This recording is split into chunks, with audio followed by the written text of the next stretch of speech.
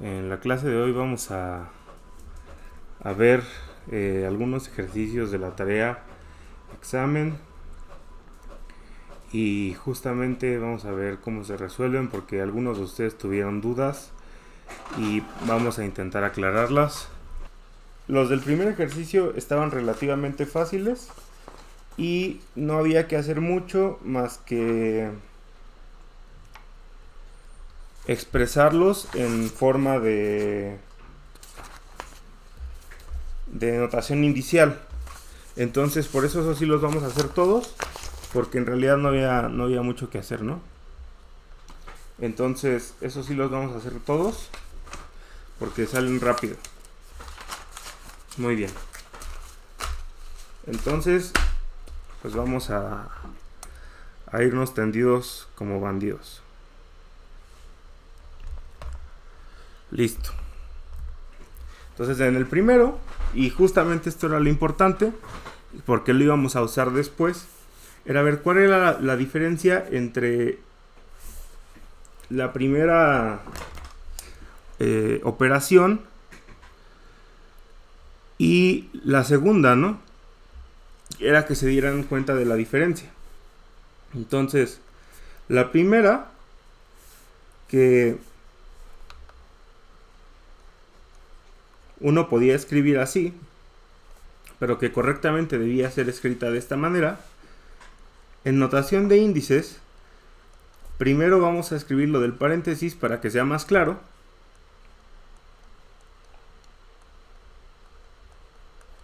Está escrito así.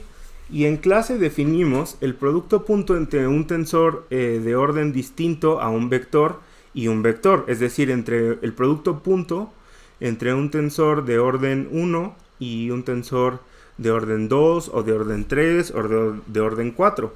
Vimos que ya no teníamos la ventaja de que se cancelaran o que diera un escalar, pero vimos también que se cumplía la relación de que el producto punto nos bajaba el rango, en el sentido de que si el tensor A.B,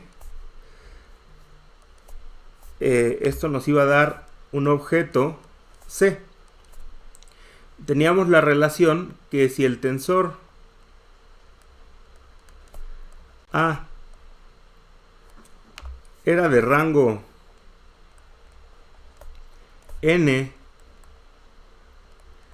y el tensor B era de rango M, entonces el tensor C iba a ser de rango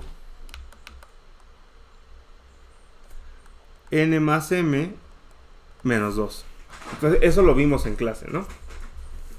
Entonces sí está bien definido el producto punto entre un vector que es un tensor de orden 1 y una matriz, en este caso que es la matriz jacobiana, y de hecho podría ser cualquier tensor de cualquier orden, ¿no? Entonces, ¿cómo escribimos esto de acá? Pues hay un producto punto, eso quiere decir que uno de los dos índices se tiene que repetir. En este caso, el producto punto es con B, entonces el índice de B tiene que estar repetido. De esta manera, B producto punto de JBI, la parcial de JBI es BI de JBI. Y ustedes me dirán, bueno, pues estos ya son escalares, entonces yo en teoría podría hacer esto, ¿no? Sí, y de hecho esto es lo correcto. Y hubo una pregunta que surgió también de manera recurrente a lo largo de la clase, de las semanas, y es que esta es la expresión relativamente correcta si estamos pensando en términos de vectores, pero tenemos que dejar de pensar ya en términos de vectores porque pues, los vectores ya no nos van a servir de mucho cuando nos movamos a cosas más extrañas, ¿no? Entonces, ¿por qué? Porque había un ejercicio que estaba escrito, y es que ahí se me fue a mí la onda, estaba escrito de esta manera. Y es que en realidad no es que se me haya ido la onda, esta es la manera correcta de escribirlo. ¿Por qué? Porque si yo quiero hacer la multiplicación, el producto punto del vector de este lado, entonces la matriz, o bien este vector tiene que estar transpuesto, o la matriz tiene que estar transpuesta.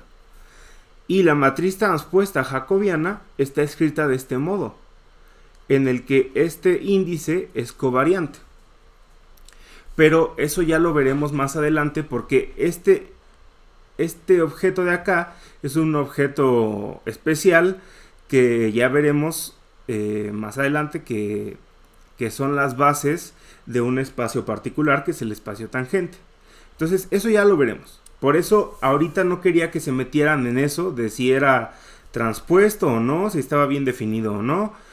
Porque recuerden que estos sí están representando vectores y tensores y matrices, pero son sus escalares. Entonces en realidad no importa el orden porque son escalares. Claro, otra duda que surgía era, oiga, pero ¿puedo dejarlos como escalares o tengo que poner a fuerza el elemento de la base? Bueno, pues sí tendríamos que poner el elemento de la base, pero imagínense ya cuando estemos trabajando con cosas de 4 dimensiones y hagamos productos entre ellos, pues ya va a ser bastante pesado estar cargando ahí todos los elementos de la base. Tenemos la ventaja de que vimos en la parte de álgebra lineal que esto de acá me está indicando que este vector está expresado como una combinación lineal de una base particular que está implícita en el índice. Es decir, si yo eligiera otro índice, estaría eligiendo otra base. Y lo que vimos en álgebra lineal nos decía que los escalares que le correspondían a cada combinación lineal en cada base eran únicos. Es decir, si yo elegía otra base, le iban a corresponder otros escalares a este vector. Y esos escalares eran únicos para cada base, para cada vector. Entonces yo puedo, de manera muy cómoda, elegir a estos escalares como la representación de este vector y representar a esta base por su índice. Y de esta manera puedo obviar o dejar implícitos a los elementos de la base y ya no tengo que cargar con ellos. Pero entonces los índices adquieren una importancia muy grande, que vamos a ver de hecho en uno de los ejercicios que también causó mucho problema, ¿no? Ahora, entonces ya tenemos la expresión para esto de acá en índices, que es BI DJ BI. Que si se fijan es demasiado parecido a esto, ¿no? Pero bueno. Ahora, ¿cuál es la diferencia con esto de acá? Aquí tenemos primero el producto punto entre el vector y las parciales. Entonces tienen que compartir el mismo índice. Y a eso se lo vamos a aplicar al vector. Pero esto de acá ya no tiene ningún índice libre. El vector por sí solo debe tener un índice libre porque es un vector solito. Entonces tiene que tener un índice libre que me indique sus componentes. Entonces el índice necesariamente debe ser diferente. De esta manera me queda expresado así. Entonces, si se fijan, hay una clara diferencia, aún sin poner los paréntesis, entre estas dos expresiones, entre esta y esta de acá. Y eso era parte de lo que quería que vieran con este ejercicio. Luego el C venía con truco porque pues no había ninguna división ni ningún producto punto, ¿no? Entonces, pues lo que se trataba de dar a entender era que ustedes me dijeran qué podía pasar. O sea, qué oración, qué operación tenía sentido ahí. Entonces, teníamos esto, que puede parecer un nuevo emoji para, en lugar, que pueden sustituir en lugar de usar el UGU o el UNU, pueden usar una ven habla v ahora, de ahora en adelante. Y esto de acá, yo lo puedo interpretar primero como que hay un B producto punto esto, y ya sabemos que esto no es otra cosa que esto. Pero también lo podría interpretar, esta sería mi interpretación 1. Mi interpretación 2 sería que también puede ser esto de acá, y ya sabemos que esto no es otra cosa más que esto.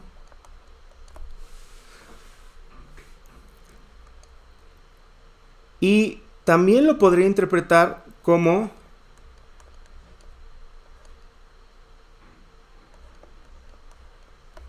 esto de acá. ¿Y esto de acá qué sería? Bueno, de un lado tenemos esto, y a esto le hacemos producto punto con esto de acá. Pero, ¿esto realmente tiene sentido? Porque esto es un operador, pero, y esto es un vector, ¿no? Y esto quiere decir que el índice de aquí, de este vector, tendría que coincidir con este. Pero por las reglas que habíamos visto de índices libres e índices mudos, el índice mudo no podía aparecer más de 2 veces en una ecuación, en un término, si estábamos escribiendo las cosas bien. Entonces, esto de aquí no tiene sentido. Entonces, o es esta o es esta. Cualquiera de las dos respuestas estaba bien, pero el punto es el punto era que se dieran cuenta, que necesitábamos escribir ya sea el producto punto o los paréntesis para denotar lo que estábamos haciendo. Muy bien. Ahora vamos con el D.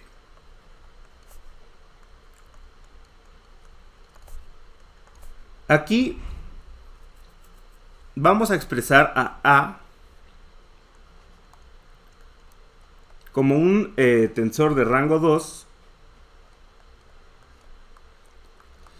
y lo vamos a expresar como una diada, es decir, como un producto tensorial con sus elementos de la base y la doble contracción vertical. Pero van a ver que aquí el truco, y no es un truco, más bien es la definición, es expresar a A del otro lado en otra base.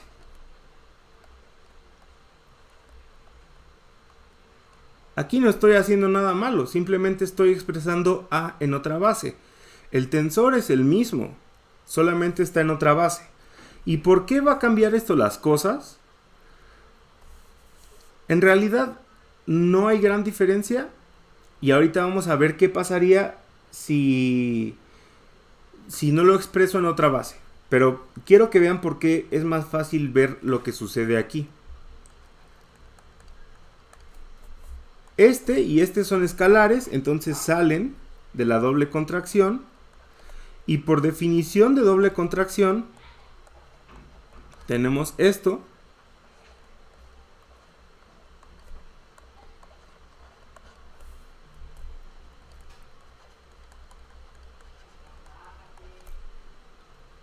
El primer paréntesis me da una delta, delta IK, y el segundo me da otra delta, JL. El primero me cambia la K por I,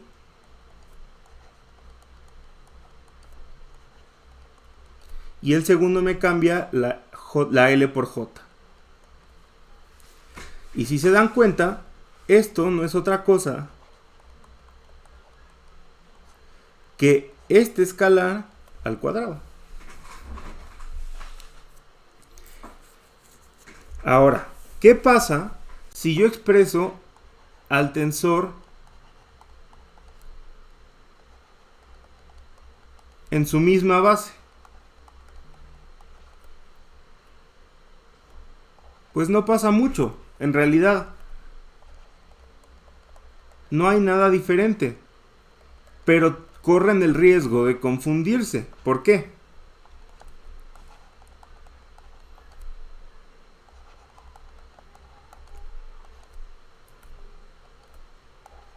El primero me queda así. Perdón. Y el segundo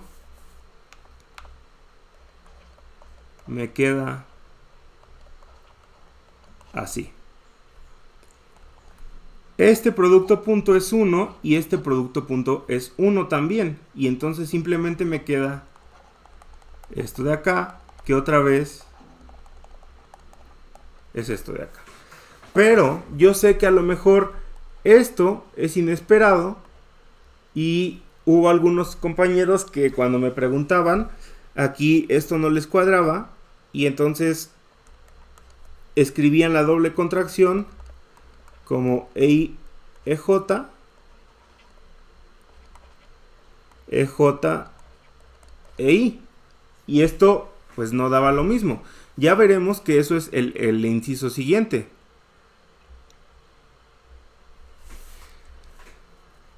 El inciso E, ahora sí.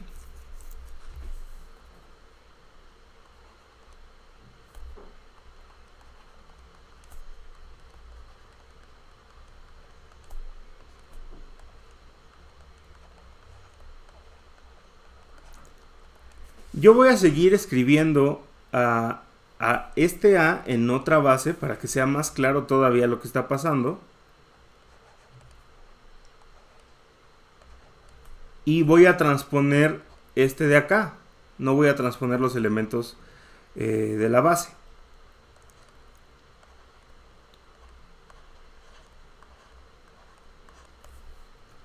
Entonces saco los escalares del producto de la doble contracción.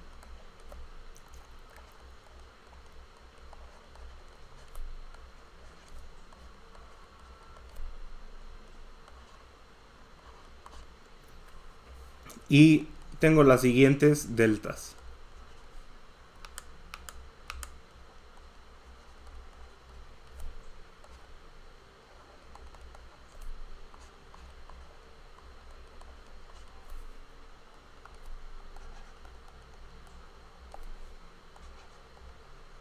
La primera me cambia la K por I y la segunda la L por J. Entonces cambia la L por J y la K por I. Si se fijan, esto de aquí,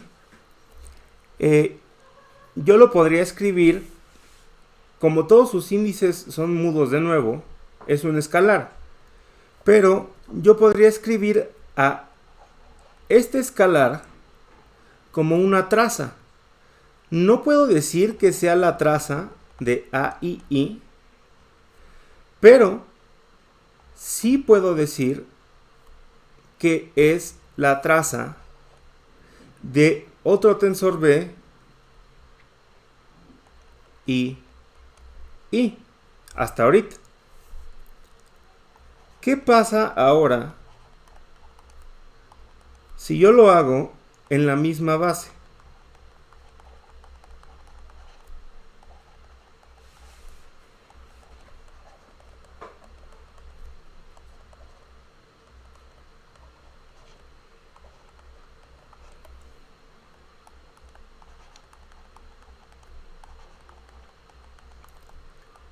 Si se fijan, la doble contracción sigue siendo la misma, porque estoy transponiendo el escalar, no los elementos de la base. Y entonces esto sigue dando 1 y esto sigue dando 1 y me sigue dando esto. Entonces hasta aquí estaba bien la respuesta, pero añadir esto pues es un paso extra, ¿no? Muy bien, entonces ya tenemos hasta esa parte. Ahora, el siguiente inciso es un poco más interesante. Y solo había que desarrollarlo, no había que desarrollarlo, solo había que ponerlo en la notación de índices.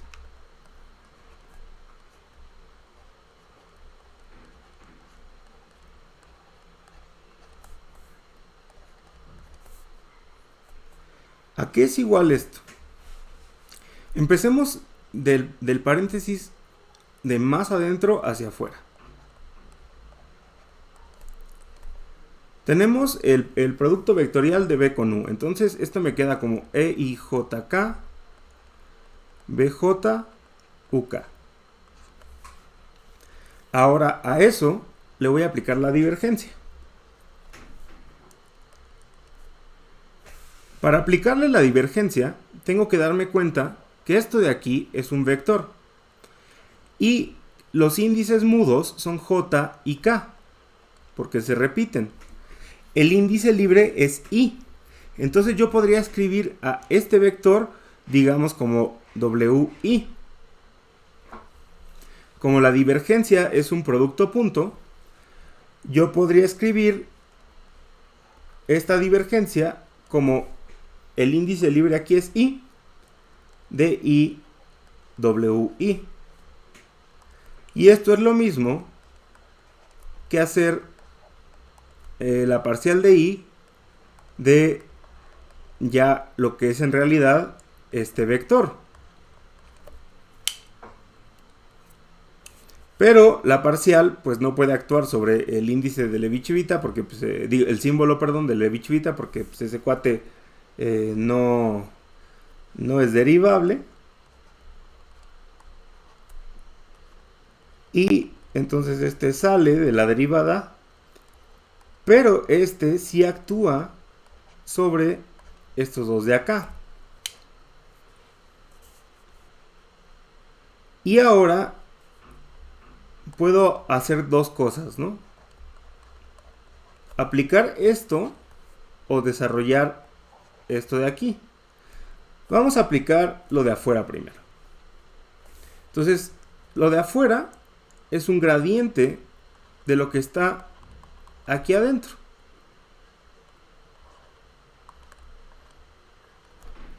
Si se dan cuenta, lo que está aquí adentro es un escalar porque no tiene ningún índice libre. Todos sus índices son mudos. I se repite, J se repite y K se repite. Entonces yo puedo escribir a todo esto como el escalar phi, que no tiene ningún índice. Entonces, cuando yo le aplico el gradiente a phi, esto me da de L phi. Ya no puedo usar... disculpen mis problemas técnicos. Ya no puedo usar I, J y K porque ya los usé aquí. Entonces uso L. Entonces le aplico el gradiente a este escalar. Y esto me queda ya desarrollando el gradiente como la parcial de L, IJK. Aquí parece una U. La parcial de I, BJ, UK. De nuevo, este sale.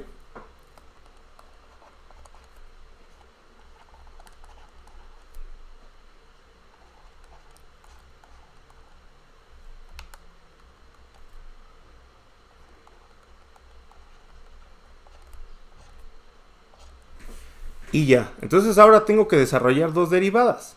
Pero no se preocupen, no lo vamos a hacer porque no nos pide desarrollar. Ahora a esto le tengo que aplicar el rotacional. Si se dan cuenta, ahora este sí tiene un índice libre y el índice libre es L. Entonces este de aquí es un vector. que yo puedo escribir como WL.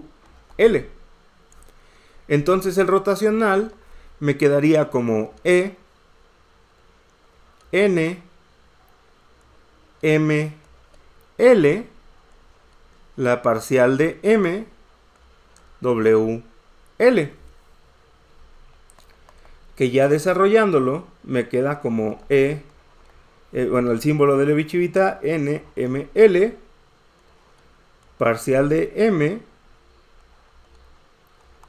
símbolo de EIJK, parcial de L, parcial de I, BJ, UK. De nuevo, no lo puedo derivar y entonces sale de la ecuación, digo de la derivada,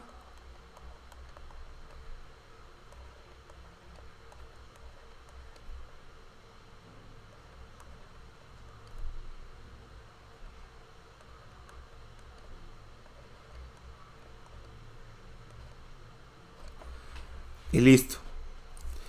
Dense cuenta que ya no podemos simplificar más esta expresión, porque entre estos dos símbolos no hay nada que se comparta. Sí hay una identidad, pero en realidad no tiene caso, porque llegamos a esto. Y en otro inciso se pide mostrar que esto es 0. Mientras tanto, hasta aquí era simplemente escribir este inciso, que es el más interesante. Muy bien. Todavía le faltaría desarrollar, ¿no? Porque hay que desarrollar estas derivadas. Pero no lo vamos a hacer porque pues, tampoco es muy necesario que digamos. Muy bien, ahora vamos con el ejercicio 3, que yo creo que lo hicieron de otra manera, porque el ejercicio 3 era la clave para el 4, de hecho eran súper similares, de hecho creo que el 4 era muy fácil si entendían cómo hacer el 3.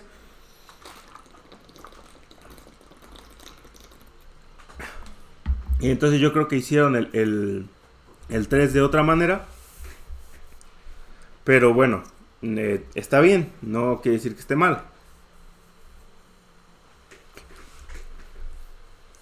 Primero veamos qué significa que un tensor sea simétrico y uno que sea antisimétrico. Yo sé que muchos de ustedes se habrán quedado con que, bueno, estamos hablando de tensores de rango 2. Se habrán quedado con que si Q era simétrico, entonces yo lo podía escribir así, y si R era antisimétrico, pues esto, ¿no? Y sí, yo sé que se puede demostrar a partir de aquí. Pero, porque, bueno, eso no importa. La parte bonita y la que le servía para demostrar el otro ejercicio era la descomposición aditiva de tensores. Que, si recuerdan, significaba que yo a un tensor simétrico, su parte simétrica la puedo escribir de esta manera, y a un tensor su parte antisimétrica la puedo escribir de esta otra manera.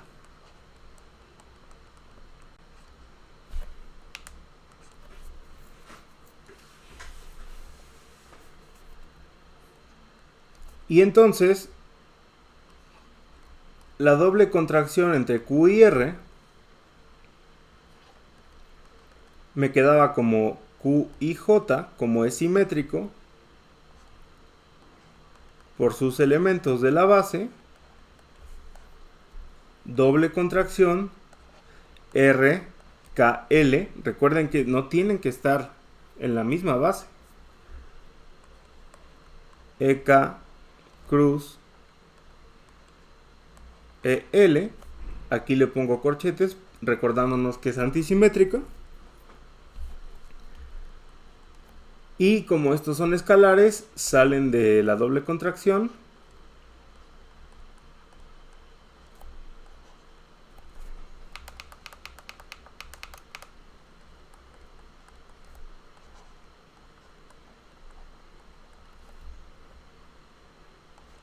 Y esta doble contracción simplemente nos queda EI.EK, EJ.EL.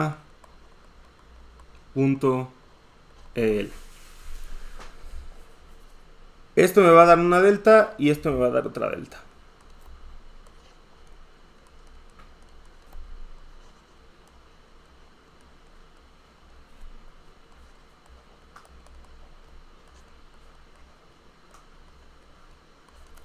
Y aquí bien, ustedes ya podrían aplicar las deltas, pero no les va a servir de mucho.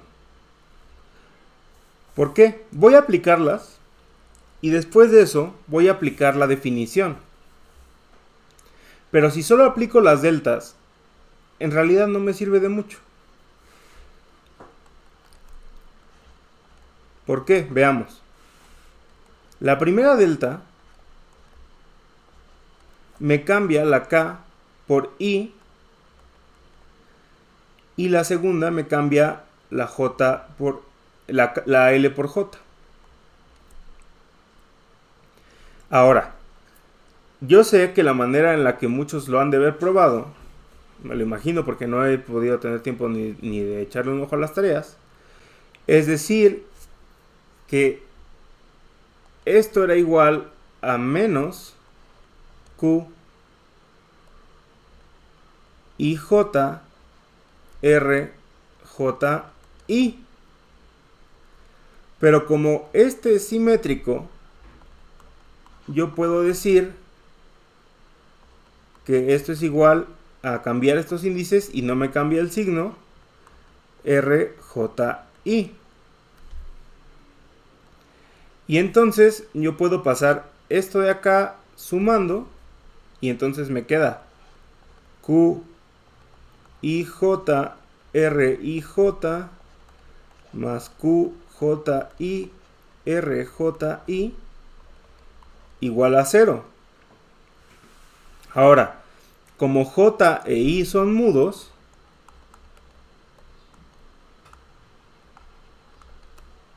yo los puedo renombrar. Hay una manera muy rápida de renombrarlos y es simplemente decir a la J le pongo I y a la I le pongo J, pero espérense a hacer eso hasta que ya tengan callo, mientras vamos a renombrarlos de la manera correcta, que es primero a la J le llamo L, por decir algo, y a la I le llamo N. Bueno, K. Y entonces Q y J, como son mudos, los puedo renombrar solamente en un término. Si fueran libres, tendría que renombrar todos los términos en los que aparece el índice. Como son mudos, puedo renombrarlos solo en un término. Y entonces los renombro en este término. Q, LK, R, LK. Y esto es igual a 0. Ahora vuelvo a renombrar. L le pongo I y acá le pongo J. Y entonces esto me queda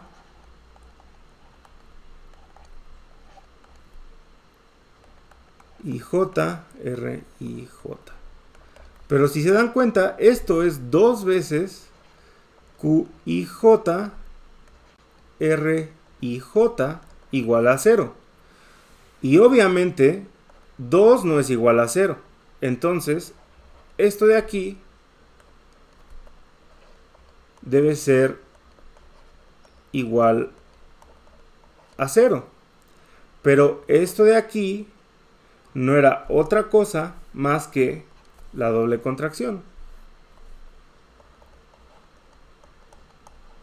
Y yo sé que muchos debieron haberlo probado así. Y está bien, no hay ningún problema. Pero la otra manera más bonita, y es lo que como le servía para el siguiente inciso, es a partir de aquí. Y vamos a ver por qué le servía.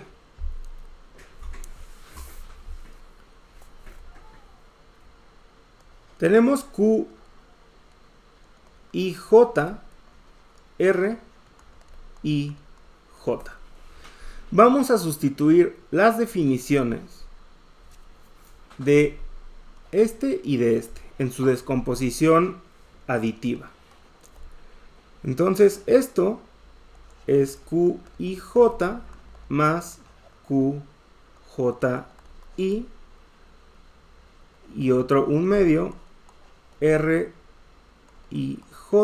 menos RJI. Aquí los índices ya son iguales porque ya aplicamos las deltas. Entonces el 1 medio y el 1 medio se multiplican y me queda un cuarto. Y hago la distribución de los escalares y me queda QIJ, RIJ, menos QIJ, RJI, más QJI, RJI, perdón, RIJ, menos QJI, RJI. ¿Y por qué digo que esta es más bonita? Porque no solamente aprenden a cambiar, a renombrar índices, sino también vuelven a aplicar las propiedades de simetría y antisimetría. ¿Por qué? Este de acá se parece muchísimo a este de acá, pero en realidad lo que cambia es el R. Y aquí también este y este se parecen, pero lo que cambia no es el R otra vez. Pero como el R es antisimétrico, si yo cambio los índices me va a cambiar el signo. Y aquí muchos se quedaban con un dolor de cabeza, era lo que más dudas les generaba, porque llegaban a esto. Cambiaban los índices de R y otra vez les daba, y ahora les daba el signo contrario. Aquí cambiaban los índices de R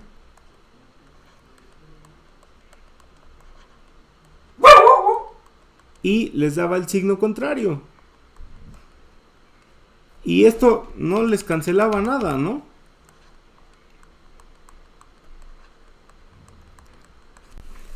Vamos a ver cómo sí les cancela las cosas. Y de hecho me parece que es más evidente. Porque esto de acá es 2 veces esto. Y esto de acá es 2 veces esto. Obviamente podemos sacar el 2 del paréntesis y me queda 2 cuartos de QIJ, RIJ menos QJI, RJI. Y esto me queda como un medio de QIJ, RIJ menos QJI, RJI. Para empezar, dense cuenta que esto ya es la definición de la descomposición aditiva de un tensor antisimétrico. Pero volvemos a hacer el ejercicio de renombrar índices. Y cambiamos otra vez J por L, I por K, porque siguen siendo mudos. Y entonces nos queda QJI, RJI, como QLK, RLK. Los volvemos a renombrar. L por I, J, perdón, K por J, y nos queda QLK, RLK es igual a QIJ, RIJ. Y ese era en realidad el truco, porque ahora esto de aquí nos queda como 1/2 de QIJ RIJ menos QJI RJI es igual a 1/2 de QIJ RIJ menos QIJ RIJ. Y aquí sí ya no hay pierde. Aquí ya no hay nada de que 2 por algo es 0. Esto es 0 claramente. Entonces me queda 1/2 por 0. Pues esto obviamente es 0.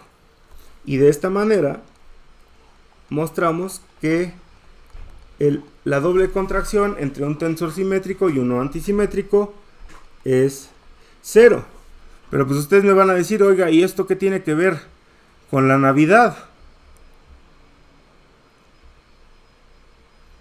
Pues el siguiente ejercicio más polémico era este. Y este de acá es igual de fácil. Había dos maneras de hacerlo. La fácil y la difícil. La fácil era como barquear. Se podía hacer rápido y sencillo, pero uno corría un riesgo muy específico.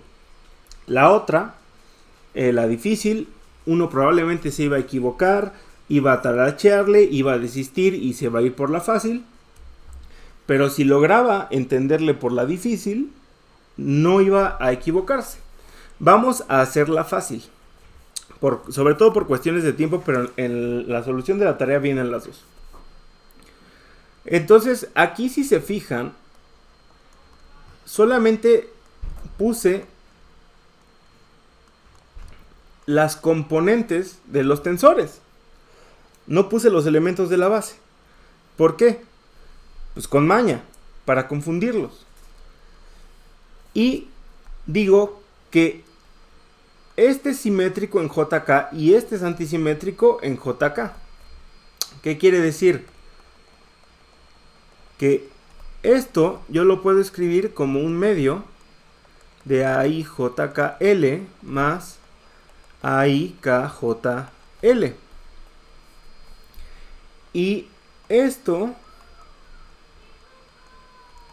yo lo puedo escribir como 1/2 de BJKLM menos BKJLM.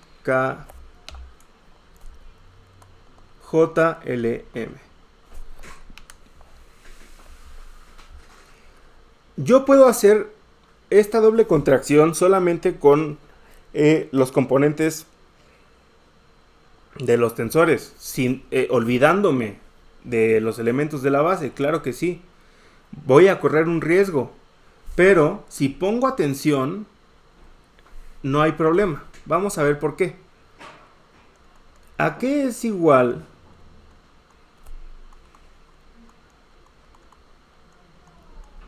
esto de aquí? Voy a escribirlo como su descomposición aditiva.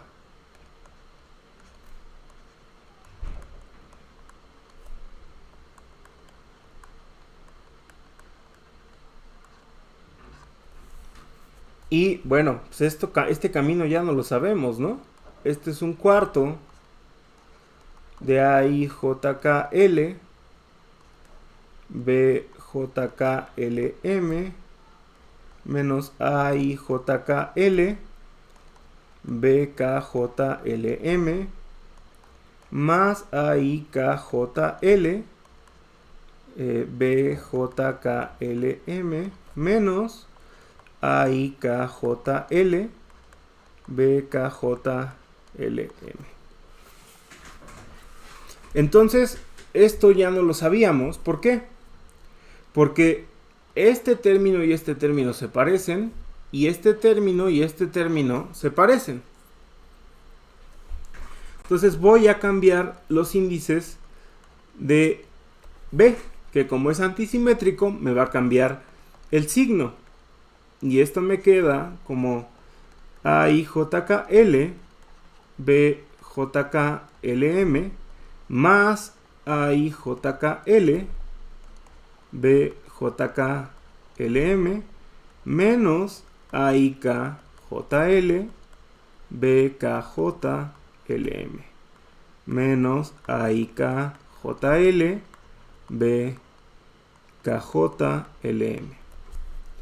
Esto simplemente es 2 veces esto de aquí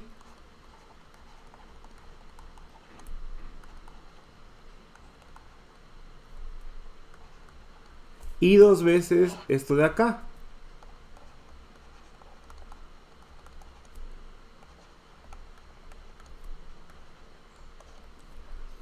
Saco el 2 y esto me queda como 1/2.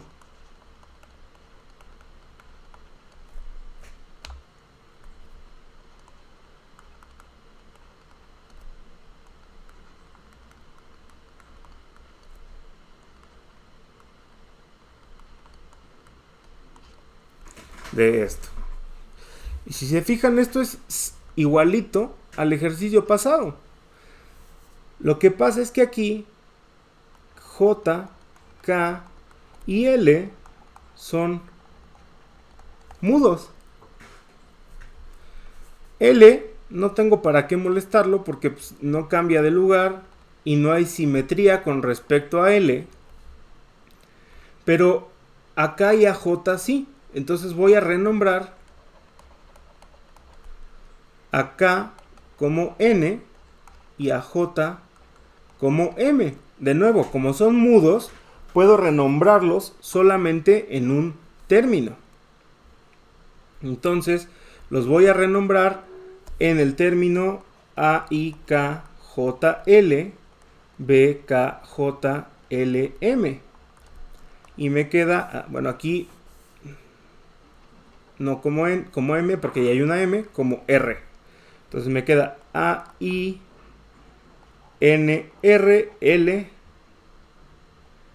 BNRLM.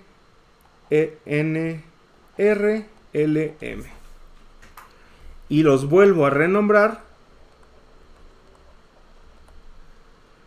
N por J, R por K. Y me queda que AKJLM,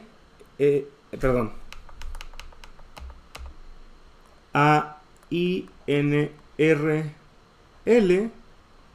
BNRLM es igual a AIJKL, BJKLM. Y pues eso ya nos da todo, ¿no? Oiga, profe, pero usted me dijo que había un riesgo involucrado y a mí me gusta vivir la vida al límite. Y yo aquí no vi ningún riesgo. Esto me da 0. Y obviamente 1/2 por 0 no es otra cosa más que 0. Entonces yo puedo escribir AIJKL, BJKLM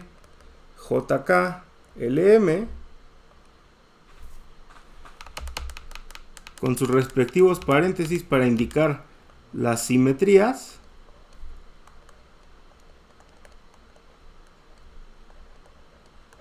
Igual a 0. Ah, pues el riesgo está en la letra pequeña. ¿Por qué? Porque si se fijan aquí, yo tengo 2 índices libres, I y M. Entonces, con esta notación, es decir, solo considerando las componentes sin poner atención, yo corro el riesgo de pensar que estoy lidiando con el escalar 0, cuando no es así. Estoy lidiando con el tensor 0 de orden 2 covariante, porque me queda los índices I y M libres. Si lo hiciera con los elementos de la base, me quedaría 0 por EI cruz EM. Y aquí si no hay pierde.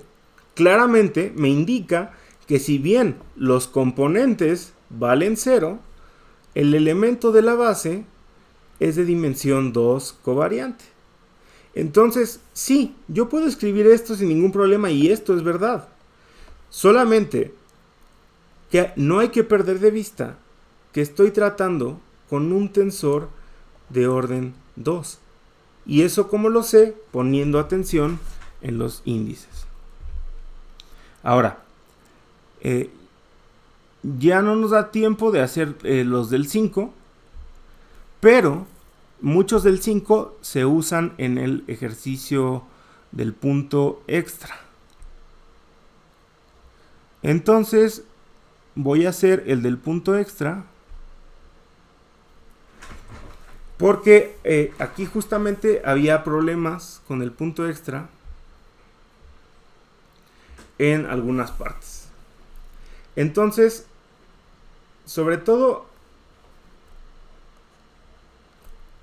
esta parte, el A, había que probar lo que estaba dentro, es decir, a lo que yo le iba a aplicar los rotacionales, era igual.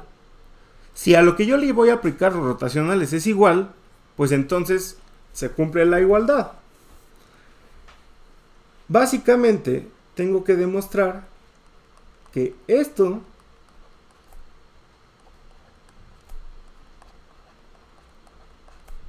es igual a esto. Y con esto se va a solucionar muchos de sus problemas, porque muchos tenían problemas cuando había dos rotacionales. Y ahorita les voy a enseñar el truco que yo aprendí, que yo me enseñé, que yo descubrí con mí mismo, que es una estupidez de truco, pero les va a servir. Ahora, vamos a ver primero esta parte.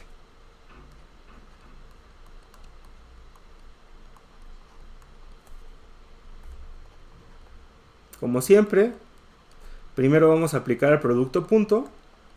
Eso ya no tenemos ningún problema. El 1/2 sale del gradiente. Y como es el gradiente de un escalar, pues tiene distinto índice. Y esto no es otra cosa más que la regla de la cadena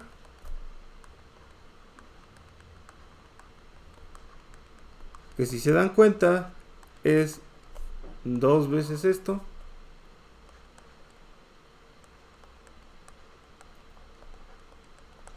Y el 2 con el 1/2 se cancelan y me queda esto. Entonces ya tengo esa parte. Esa parte no era interesante y de hecho la habían probado en un inciso del ejercicio 5. Entonces podían poner: por el ejercicio 5 sabemos esto, ¿no? La parte interesante era esta de acá. ¿Por qué? Primero vamos a hacer el primer rotacional.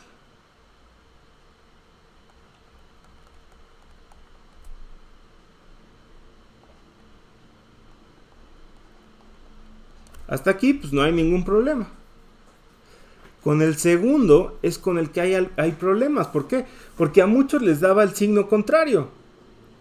Y ahí pues ustedes me dirán: oiga, profe, pero pues ¿qué está pasando? ¿Está usted mal? Lo que me enseñó está chueco.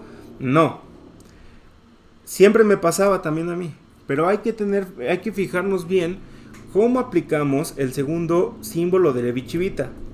Recuerden que este de aquí tiene un índice libre que es I. Entonces yo puedo escribir a este vector como UI. Y mi truco es elegir este rotacional, este producto vectorial como EL. Este en realidad puede ser, los índices pueden ser otros, pero yo se elijo así porque hay una mnemotecnia que me gusta, que se me hace muy sencilla. El segundo índice va a corresponder a este de acá y el tercero a este vector. Este vector pues es este de aquí y este de aquí es UI. Ahora sustituimos el UI con L, bueno, con lo que es en realidad, que es el símbolo de IJK, parcial de J, BK. Ahora este símbolo entra para acá y me queda como el símbolo de LMI, símbolo de IJK, BM, DJ, BK. ¿Y cuál es el truco? Bueno, recuerden que este y este tienen que tener, para poder aplicar la identidad de las deltas, tienen que tener el índice que comparten en el mismo lugar. Entonces ya se terminó la clase, pero déjenme terminar esta parte para que no se vayan con el Jesús en la boca. Lo que vamos a hacer es permutar este de aquí, porque recuerden que tenemos que permutaciones pares son positivas e impares son negativas. Yo sé que eso no significa nada, pero el punto es que si podemos llegar al índice, al símbolo de Levi-Civita de 1000, vamos por buen camino. Y si es positivo. ¿Por qué digo de 1000? Acuérdense que este va para acá. Y entonces tengo el símbolo de MLI, es decir, el símbolo de 1000. Eso quiere decir que vamos por buen camino. Pero aún no llego a que I esté en el primer lugar como aquí debe estar en el primer lugar. Entonces vuelvo a permutar y este va para acá. Y me queda EILM. Y ahora sí. El punto es llegar al símbolo de 1000 de manera par. Si llego al símbolo de 1000 y no ha cambiado el signo, voy por buen camino. Porque también acuérdense que yo podría simplemente haber escrito esto, pero este es el negativo de este. Entonces esto ya no está bien, ¿no? Y de hecho, este de aquí y este son diferentes, aunque tienen a la I en el mismo lugar. Y este no me da al símbolo de 1000 bajo ninguna permutación. Fíjense, este es igual a menos MLI y este es igual a menos LIM. Entonces este de acá no me da el símbolo de 1000, pero este sí me da el símbolo de 1000. Si no me da el símbolo de 1000, tengo que volver a poner los símbolos de Levi-Civita. Ahora sí, ya puedo aplicar la identidad de las deltas.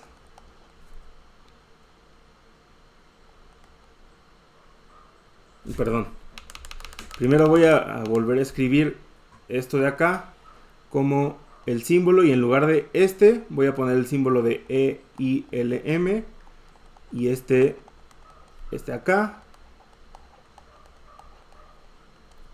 Listo.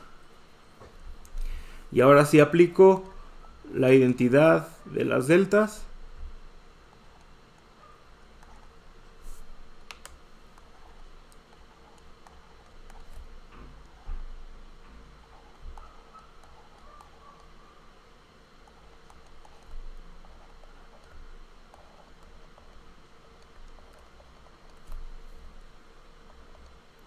Y esto no es otra cosa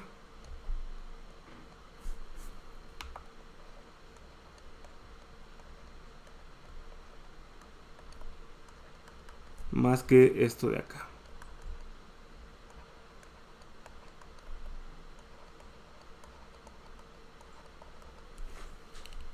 Si se fijan, esta delta me cambia la M por K y esta delta me cambia la J por L, y entonces me queda DM, DL, perdón, BK, DL, BK.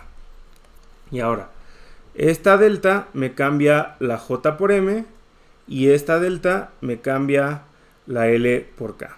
La K por L, perdón. Entonces me queda BM, DM, BL. Como este es mudo, lo puedo renombrar y lo puedo llamar J, perdón, K, para que todo quede igual. Y me queda BK de L, BK menos BK de K, BL.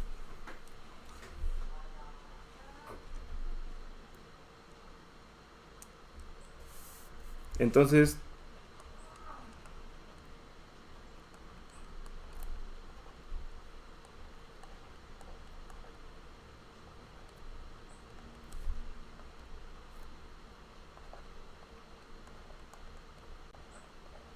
esto era lo que tenía.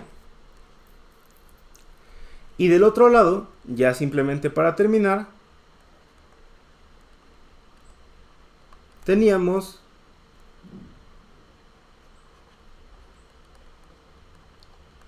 que esto de aquí era BI de J, BI. Ahora, para hacer todo esto compatible, voy a renombrar a esto de acá.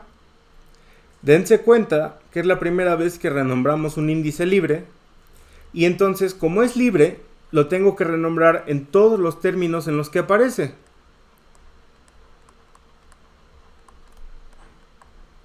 Aquí el libre es J, entonces lo voy a renombrar por J.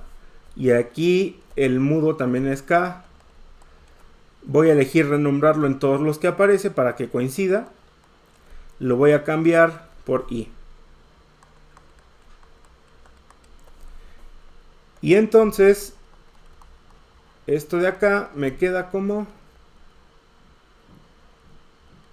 BI de J, BI menos BJ de J, BI. Y ahora yo tenía esto menos esto. Entonces, simplemente sustituyo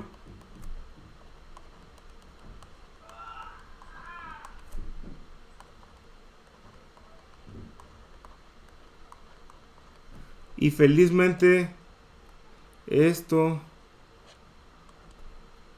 y esto se cancelan y solo me queda este término.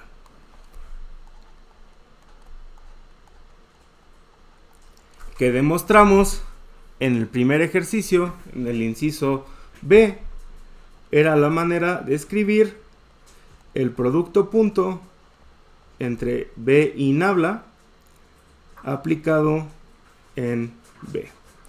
Y de esta manera ya demostramos que obviamente si le aplicamos el rotacional a esto de aquí adentro, le estaremos aplicando el rotacional